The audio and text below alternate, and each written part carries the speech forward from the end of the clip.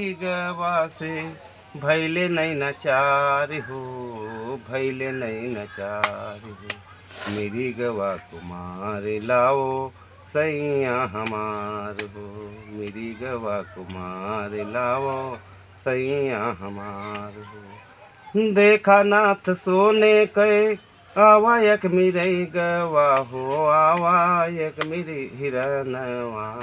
घूम घूम कुटिया पे मोह मोरा मनवा। मेरे गा की छाला पहिरब बानवा मझार हो, बानवा मझार हो। हिरना कुमार लावा सैया हमार हो, सैया हमार हो।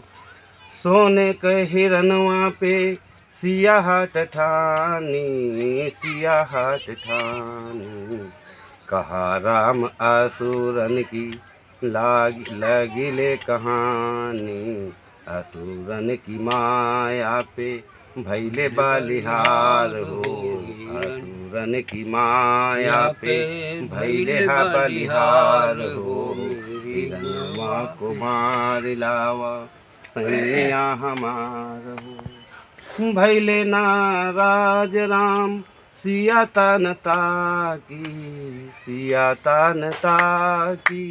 कांधे माधन हिया डारे हाथ लिए तीर बा, हाथ लिए तीर।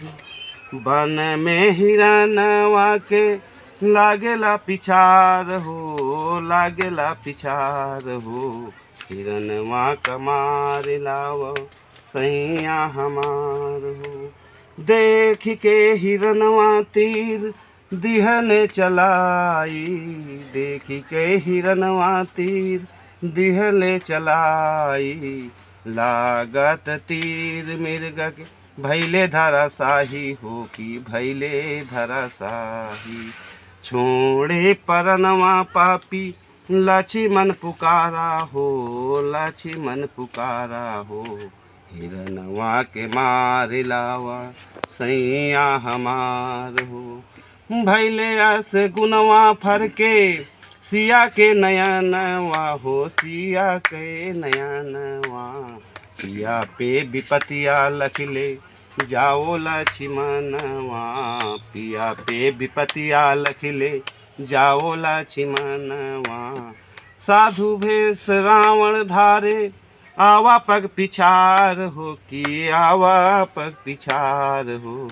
हिरनवा के मार लाओ सैया हमार हो, हिरनवा का मार लावा सैया हमार हो।